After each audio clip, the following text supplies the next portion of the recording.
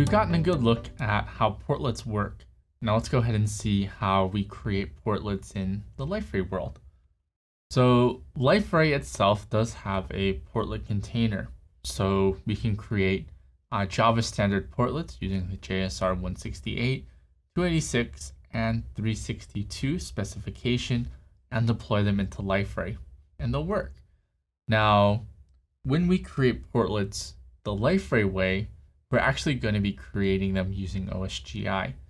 So technically speaking, the portlets we create for Liferay are not exactly compliant with the standard. So with that in mind, we cannot take a Liferay OSGi portlet and deploy it in any portlet container, just Liferay's. But with that being said, Liferay still supports the traditional war-based development style for portlets. So you can still develop portlets the old way, but we still also have the new way as well. And let's talk about portlet standard and OSGi and how they come together. So a portlet in the OSGi world, the way that we create a portlet is by creating it as a component. So components are still here to stay. So the way we do this is we create a Java class that extends the portlet interface. We're going to have a Liferay portlet module that will have the portlet component. It'll also have some Java classes as well. All of the relevant resource files for the portlet will also be contained within this portlet module of this OSGi bundle. Now, when we're creating a portlet module, the file structure will look a little bit something like this. This is developed using, or I should say, this is given to us using Liferay Workspace. So Liferay Workspace generated all of these files here and the folder structures. So we're going to start off with the bnd.bnd file. Right? This is the file that helps us describe the bundle that we are creating. So its name, its symbolic name, as well as its version number. We're also going to have a build.gradle file. Right? This is the file that helps us declare dependencies needed for our OSGi bundle. Right? We're going to have the portlet component, and within the portlet component is going to have all of the various attributes of the portlet, right? And it's going to extend Liferay's portlet framework known as MVC portlet.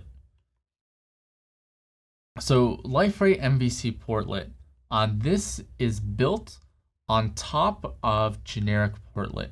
So what we have done with MVC portlet is implemented some of the common things that we need to implement within a portlet to help us reduce the number or the amount of redundant boilerplate code that would typically go within a portlet. Right? It still follows the same patterns that we know of a portlet, well, for the most part. So this is the hierarchy of the portlets that we're going to be creating in the Liferay world. So we start off with the portlet interface, which is implemented by generic portlet. Now in the Liferay world, we've created our portlet framework called Liferay portlet. And then we've kind of built on top of that using what's known as MVC portlet. We can then create portlets using soy templates or FreeMarker as well, but we're not going to dive too much into that in our examples. All of that to bring us to our portlet component or our portlet class. So when we're creating a portlet component, there's a number of key aspects that we need to take into consideration. The first one is there's no more portlet.xml. So all of the properties, all of the attributes that we used to set in portlet.xml is now set within the property element of the component annotation. So what we have done is we've translated all of the properties that we could have in portlet.xml into an OSGi property. There's a couple of links here to bring you over to documentation to help you with that transition and to find specific properties and see what's fair game now. So as a quick note, The Java standard properties are prefixed with javax.portlet. The Liferay specific portlet properties are prefixed with com.liferay. So let's do a compare and contrast. So over here on the left-hand side, we have our portlet XML that we used to use a lot back in the day. Some key aspects you might see are the name of the portlet, as well as the portlet title and some init parameters.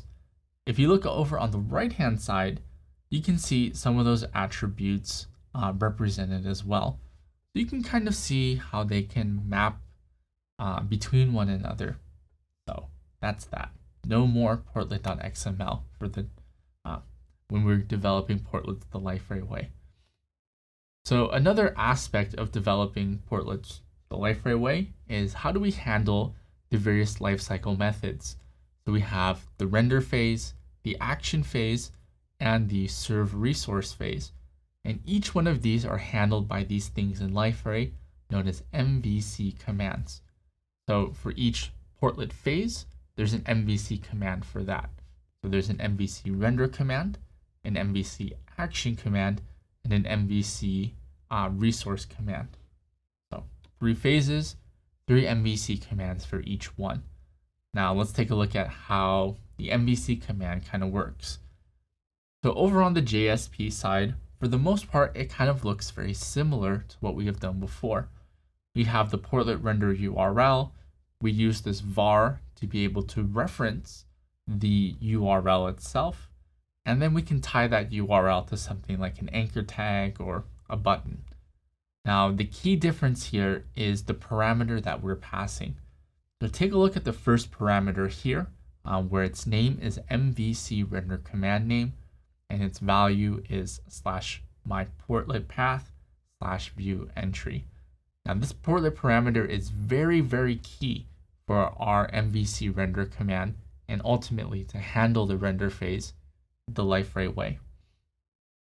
So over in the MVC render command itself on the right-hand side, we have the component annotation, and you're also going to notice that we're implementing the MVC render command interface. So when we implement the MVC render command interface, we are saying, I want to handle the render phase. So in turn, I want to handle specific render URLs. Now, if we have a whole bunch of render URLs within Liferay, well, how do we pick which one we handle? This is where the 2 properties within the component annotation come into play. So the first property, javax portlet name, is specifying which portlet are we listening for our render URL. So in this situation, we're listening to a portlet called training portlet. Now, the training portlet itself can also have many render URLs. So how do we distinguish between all of the render URLs that might be coming from the training portlet? This is where the second property comes into play. So MVC command name. So the command name is a specific parameter that we're listening for. This parameter is actually the value of the name value pair over on the JSP side. So again, we'll take a look at that parameter MVC render command name, and the value is the specific value that we want to listen for over on the Java side, on the component side. So in essence, the MVC render command is listening for a render URL coming from the training portlet with the parameter training portlet/view entry coming over from the JSP. Right, once those 3 things have been met, then the render method here within the MVC render command will be called. So in this example here, we see that the JSP on the left is actually not going to invoke the MVC render command on the right, since the value and the command name are not the same, right? And this isn't going to connect one-to-one. Now, when we're creating applications within Liferay, typically speaking, our applications are going to be made up of a bunch of different modules. Now, we could, if we wanted to, put our application in one big module or one big bundle but that kind of defeats the purpose of modularity and OSGi. Right? Now, when we're developing the application, generally speaking, the portlet component or the portlet part of our application is usually the web module. So if you look through some of the source code of Liferay, you'll see that most of our applications are broken up in this way. You'll have your services, so you'll have the API, and then the implementation of the API is typically -service. And then the portlet itself, or the portlet component, will be in a module called something-web. And then all of our testing can be in a different module as well. So all of that to say, these 4 modules that we see in this diagram is the summation of our single application. So if we take a look at our GitHub over our Liferay's GitHub, I should say, you can see the blogs application has a lot of different bundles, a lot of different modules that make it up. You can see the blogs web towards the bottom. There's the blogs API towards the top, blog service kind of towards the bottom middle part, and so on and so on. So one application can have many, many different parts to it. Now, we're talking about Liferay and how we do things the Liferay way using MVC Portlet. But there are other frameworks that you can use as well. Right? You can use soy portlets using soy templates. You can use FreeMarker templates to create your portlets. You can stick with the Spring MVC way as well, right? Very tried and true, something that's very common. JSF portlets and Vaadin as well. So other frameworks can still be used here in Liferay DXP 7.1. But for all of our exercises, we're going to be doing it the Liferay way. So let's go ahead and wrap this up. So when we're creating a Liferay MVC portlet, these are going to be the steps that we're going to go through. We're first going to start off by creating a Liferay module using the MVC portlet template. So we're going to say, hey Blade, I'm going to create this portlet. Can you please give me this template? We get the template, and then we're going to be creating our portlet component. And we're going to set a bunch of attributes or properties within that portlet component. Everything that we would have done in Portlet XML is now done in the property element of the component. From there, whatever sort of user interface, whatever UI we want to implement, we're going to go ahead and do that using JSPs and other technologies in conjunction with one another.